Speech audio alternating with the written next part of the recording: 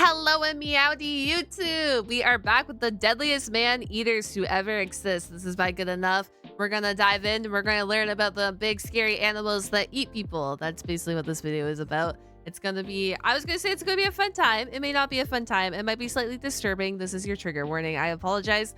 It's gonna be an intriguing time is what I should say. We're going to learn some stuff. We're going to learn some more about animals and deep dive a little bit more into animals and animals that were deadly and exist. Yeah, sounds like a great time, maybe, potentially.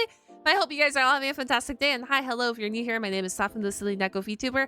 I react to everything I find cool on the channel. A lot of it is animals, and there are memes, and there's some video games, stuff like that. So if that sounds like a good time, I am currently on the road to 100,000 subscribers. So if you would like to join in on the journey, hit that like and subscribe button, and let's dive on into the video. Let's start with the most horrifying man-eaters on the list and slowly work our way towards the stuff of nightmares. Perfect. Number 8, the spotted devil of Gumalapur. The spotted devil was the nickname given to one of the most feared leopards to have ever lived. In the 1940s, in the state of Tamil Nadu, India, the leopard. Okay, I've heard about him.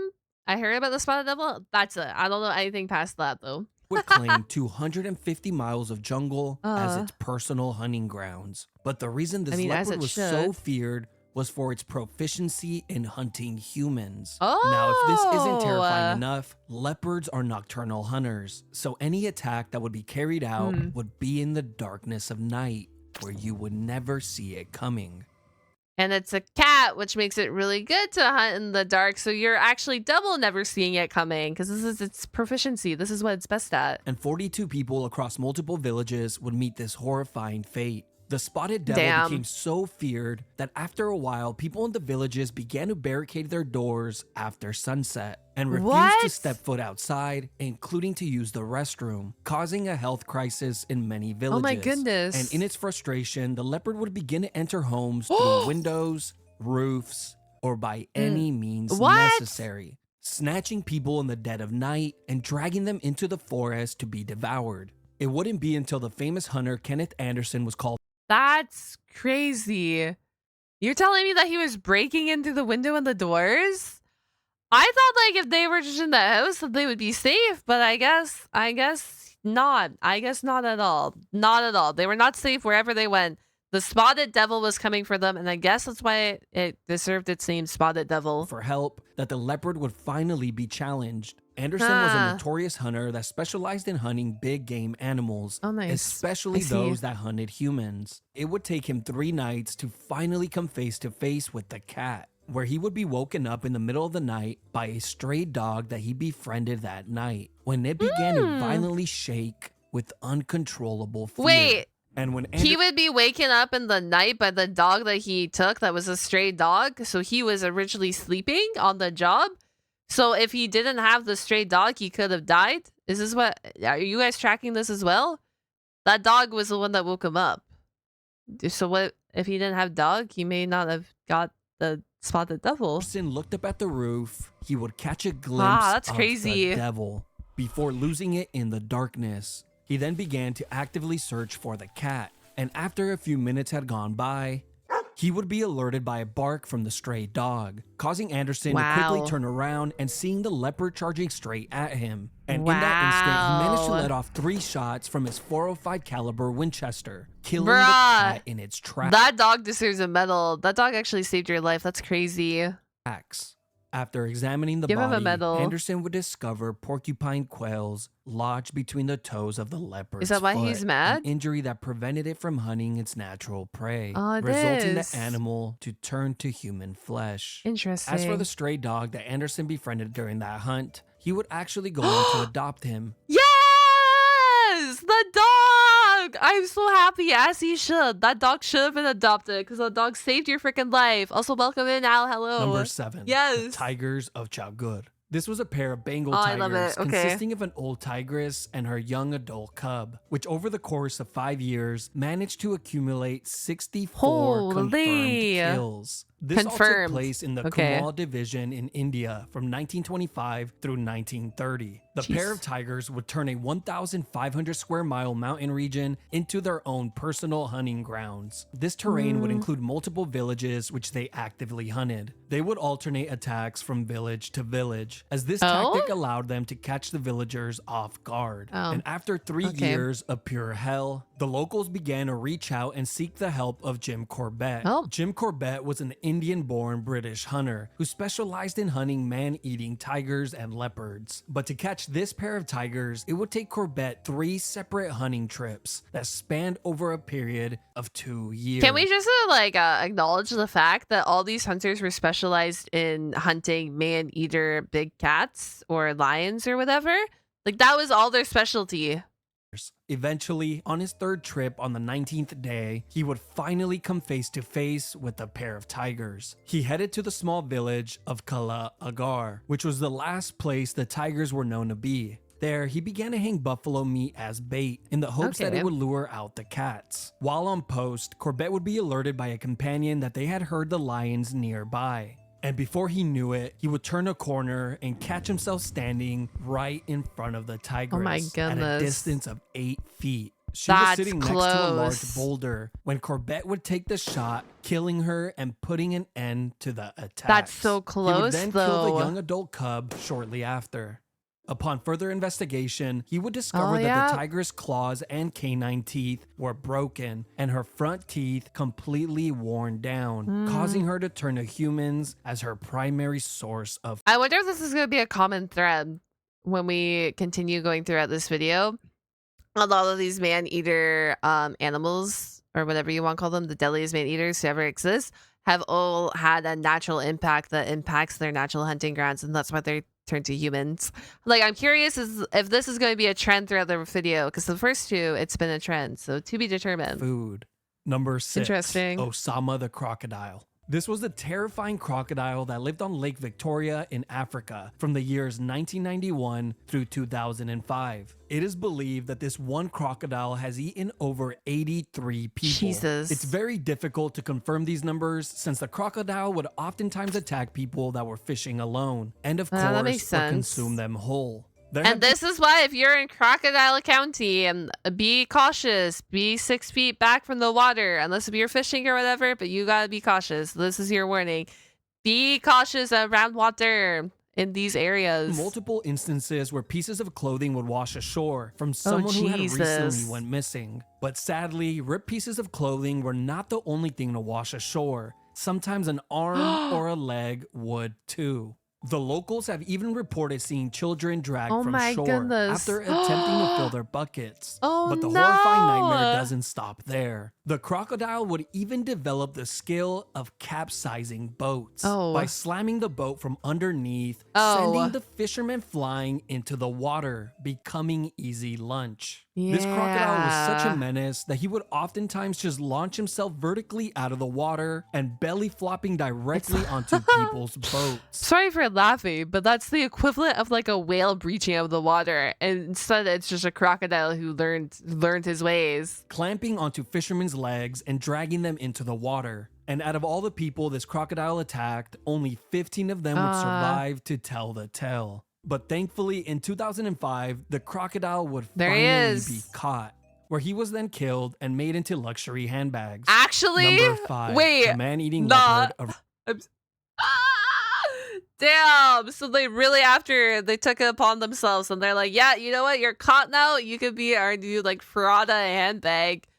I guess the croc will forever be in history. Then maybe he'll be like an antique down the line. Rudraprayag. Interesting. The first attack came in 1918 in Benji village in the Rudraprayag district of India. This would mark the start of a bloody and gruesome killing spree that would last 8 long years, leaving 125 people dead. During this time period, very few people would even dare to step outside of their homes after sunset, fearing that the leopard would be waiting for them outside, as he often would, since he preferred the taste of human flesh over anything else. And when people stopped going outside, the leopard began to adapt. He would begin to break down doors, leap through windows, and even come in from the roof, which were made from plants.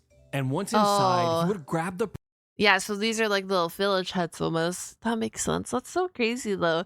To think in your own home you could be stolen from a man-eating leopard. That's wow, wowie. Person and dragged him out to the dark forest where he would devour them. After hundreds of people met this fate, units of Gurkha and British soldiers were sent in to track the animal down. Also, it's crazy that we get this amount of confirmed kills before we decide to do something. Like, I know back in these days, it's super hard and it was a lot harder to go after these animals and hunt down these animals, etc., etc., etc. But when you're in the hundreds of confirmed kills, it's like, okay, like, we must do something. But failed miserably. The British government even offered a handsome stop. reward to anyone who could manage to kill the cat. And many well-known and famous hunters stepped up for the task and failed as well. Wow. But on the 2nd of May, 1926, the legendary hunter Jim Corbett would personally take this task on for himself. This would lead him on a 10-week hunt through the jungle, where he would track the cat down and shooting it dead, completing a task that many thought was impossible. And after examining the body, Corbett would discover that there was nothing inherently wrong with the cat.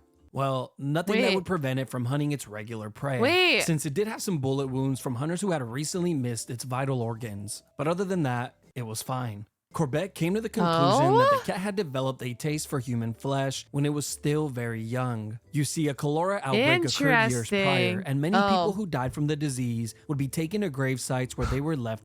Okay, so then he literally got free human meat and was like, oh, I really like this stuff. And then just associated human meat with killing. And that makes so much sense.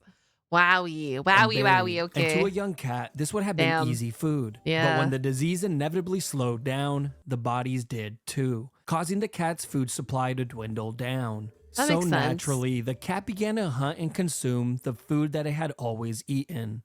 Number 4, the man-eating lions of Tsavo. If there was any man-eating animal on the list that you might have heard of, this would probably be the one. The Tsavo man-eaters were a pair of male and we're only at 4, so the one that you should know about is 4. Lions in the Tsavo region of Kenya. These lions would target construction workers who were working on the Uganda and Kenya railway between March and December of 1898. The pair of lions would stalk the campsites and strike in the dead of night by grabbing workers from their tents and dragging them out to devour them. It's said that anywhere from 28 to 138 people met this fate. That's around 30 Indian workers and an unknown amount of native African workers. For some reason, no one kept records of the African workers that went missing. That's why there's such an enormous disparity in the fatality count. Makes sense. And when the attacks first began, only one of the lions would enter the camp at night, taking one victim to be split among the pair. But as time went on, the pair of lions would become a lot more bold, with both of them going into camps and each of them claiming a victim for themselves. Oh my goodness. These attacks would be carried out on an almost daily basis, with all the workers personally knowing someone who had went missing. It wouldn't be until hundreds of workers abandoned the job site, which caused the entire project to come to a complete stop, that the officials were finally forced to find a solution, sending in around 20 Indian soldiers to hunt the pair of lions down, where they would go on to completely fail. But on December 9th, 1898, Colonel John Henry Patterson... I'm seeing that this is a pattern. We send in like the army, or we send in the big force and they fail, and then we gotta get this exquisite hunter to come in, which is a-okay. If it works, it works. But it's weird that this is like a ever-occurring trend. And would catch one of these lions approaching camp. He would go on to tag it with a high-caliber rifle on the back leg and scaring it off, just for it to return back the same night, where Patterson would tag it once more, piercing its heart. The second lion, on the other hand, was an absolute tank. He managed to survive getting shot 9 times. 9 times and he's still alive? Where were these bullets going? I'm sorry, 9? 3 different guns across an 11-day period. And it wouldn't be until Colonel Patterson yet again placed the final shot on its head that the lion would finally be stopped. Today, these lions are proudly displayed at the Field Museum in Chicago. That's cool. Number 3. That's cool that they still have them on display. That's all. Okay, I want to say awesome, not awesome. It's sad that they lost their life to all these lions. That's all sad. It's sad that the recording, like they didn't record all the people. That's all sad. Cool that the lion skulls have lasted over 100 years though. You know what I mean? And they're still on display today that you could go see them. That's what I mean by awesome. Gustav. Gustav is a large Nile crocodile from Burundi, Africa. He is rumored to have killed anywhere from 200 to 300 people on the banks of the Rusizi River and in the connecting lake of Tanganyika. All the locals in Burundi claim to know someone that has been taken by Gustav, or someone who has simply vanished without a trace. A few locals have even been attacked by him and were lucky enough to live to tell the tale, their bodies left covered in scars from the encounter. But here's the terrifying part. Not only is Gustav a man-eater who takes every opportunity he can to devour humans, he is also not a typical size for a Nile crocodile. In fact, he is much bigger, being the largest Nile crocodile to have ever been recorded. Here's an image of your average size Nile crocodiles. And here is Gustav. Oh my god! Scientists have speculated that his unusually large size prevents him from hunting his regular prey, so he had to resort to other means. Gustav is easily identified by the scars across his body, the scars that were left after being shot multiple times with an AK-47. After multiple attempts on his life, Bro, Gustav is an actual tank on legs. Jesus. Locals are now convinced that his hide is so thick that it actually makes him bulletproof. To this day, there have been multiple attempts to capture him, oh my but gosh, have all ended in failure. And as far as we know, he still roams the river to this day. Number 2. But does this mean that there's been no like confirmed mysteries or not mysteries, missings in the past few years? Or they just speculate if you go missing, you are dead to Gustav. That's probably what it is. It's probably the second one, right? That if you go missing nowadays, that you probably you're just crocodile meat. That's crazy. He's still roaming today. I wonder if this is ever going to be a crocodile we find or not, or one that just perishes in the wild way out yonder. Interesting. The Pinar Maneater. The Pinar Maneater was a male leopard who was responsible for over 400 fatal attacks, which were all carried out in the darkness of night. This leopard single-handedly terrorized the villagers in the Pinar region in Almora district of India during the early 20th century. Years would go by with the leopard having his way and picking villagers off with ease. The locals, gripped with fear, refused to even step outside of their homes after sunset. The leopard would eventually adapt to this and began to snatch the villagers from inside of their homes, dragging them into the jungle to devour them. The leopard was so efficient in hunting humans that the government eventually had to step in and offer some assistance, the best way that they knew how. They called upon Jim Corbett, the legendary hunter who had a reputation for killing. I'm gonna have to go do some research about Jim Corbett. I know nothing about this dude, and I feel like he's been a predominant figure back here in this history for now. Calls for a history lesson. Man-eaters, as we already covered some of his stories on this list. But to kill this elusive animal, it would take Corbett multiple hunting trips before he would ever even get a glimpse of the cat. Corbett would travel for days on foot through the dense Indian forest to reach an area where the leopard was known to hunt. And on his journey, he would even contract malaria. And that was still not enough to stop him. Once he finally reached the village where the leopard was last seen, he would set up a base on top of a tree, but not before tying up a small goat 30 yards away to hopefully lure out the cat. Hours would go by while he waited at his post, and as it began to get dark, the birds would be the first to give him a sign, as they would begin to act out in complete fear. And soon after, he began to hear something brushing against the bushes right next to him, and all he could do was sit and wait. And this would go on for a few minutes. But eventually, whatever was in the bushes slowly worked its way towards the small goat. Was it him, killing it. And in the complete darkness, Corbett was forced to guess where the monster could be, taking a shot towards the direction of the goat, followed by an angry grunt. And for a second, the scenery lit up from the shot, seeing the cat falling backwards and hearing it run back into the forest. The villagers were persistent and convinced Corbett to track the animal down that night instead of waiting for the morning like he wanted. He told Why? But like, whoa. If it was a confirmed shot, we could have waited for the morning, nah? That the only way he would do it is if they promised to hold their ground if they came across the beast, as they would be the only source of light that he would have. They agreed and promised. They would then begin to track the blood trail left from the cat, following the trail through the jungle. When out of the darkness, the cat would emerge, charging straight at them. With the local villagers running for their lives, and in their panic, they began to trip over one another, dropping the torches to the jungle floor. And in the chaos, Corbett would take multiple shots at the leopard, and killing it. He would go on to write in his book that if the locals had not fallen down and tripped over each other, he would have been left standing there in the complete darkness, and the cat might have been the one walking away instead of him. So I guess shout out for them all running away, even though that they said that they weren't going to run away because it ended up being in their favor. So shout out to the villagers, I guess, in that weird messed up way.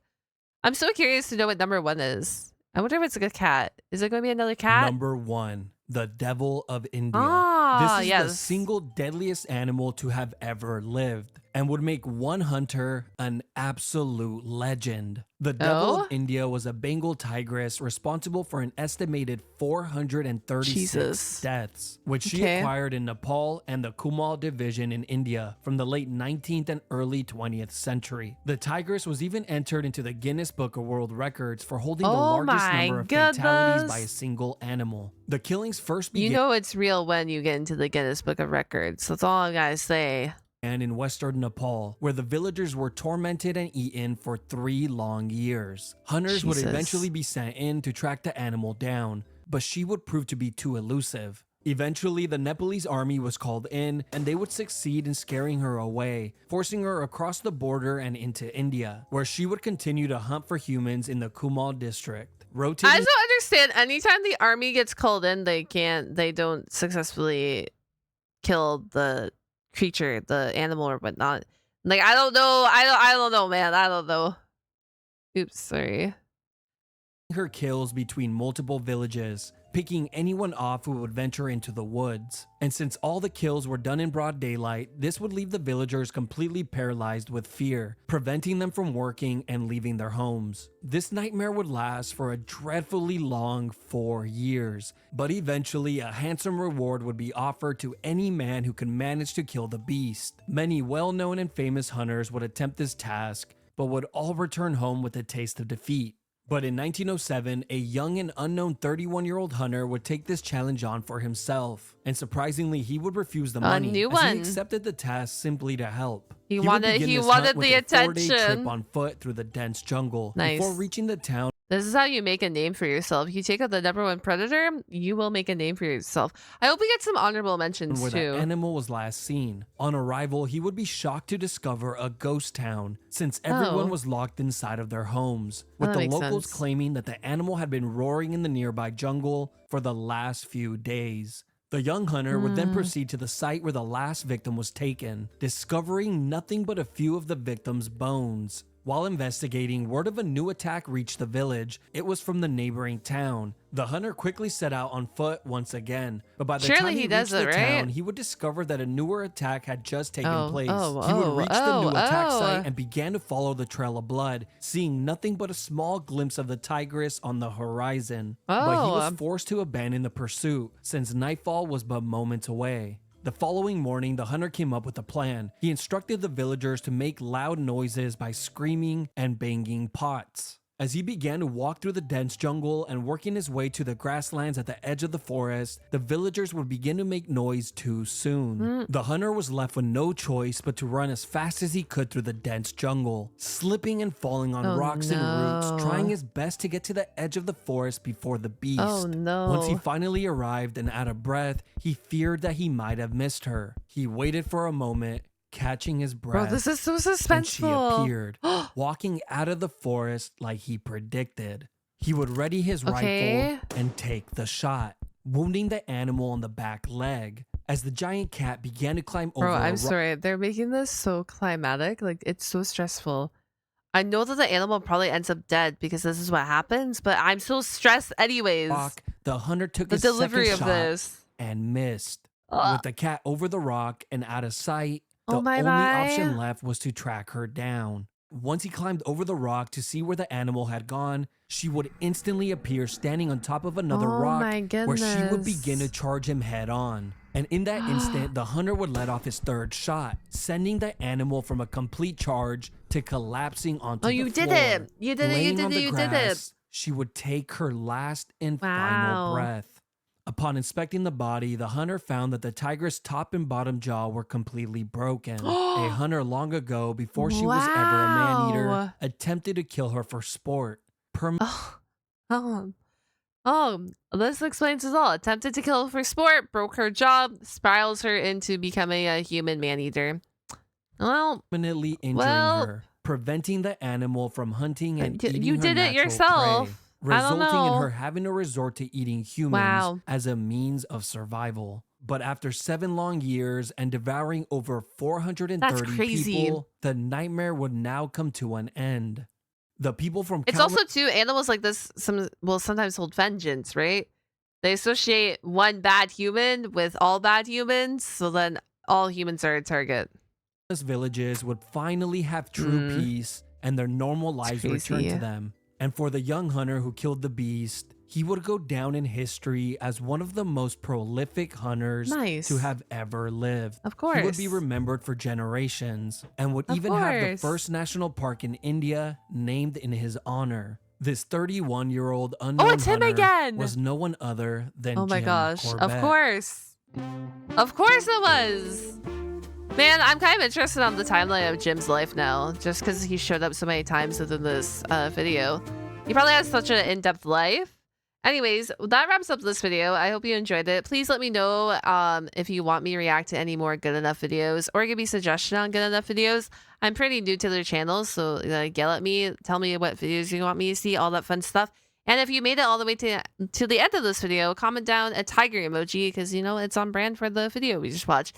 I hope you guys all have a fantastic day. Remember to hit that like and subscribe button to help me on my 100K journey, and I will catch you guys all on the flip side. Goodbye, goodbye.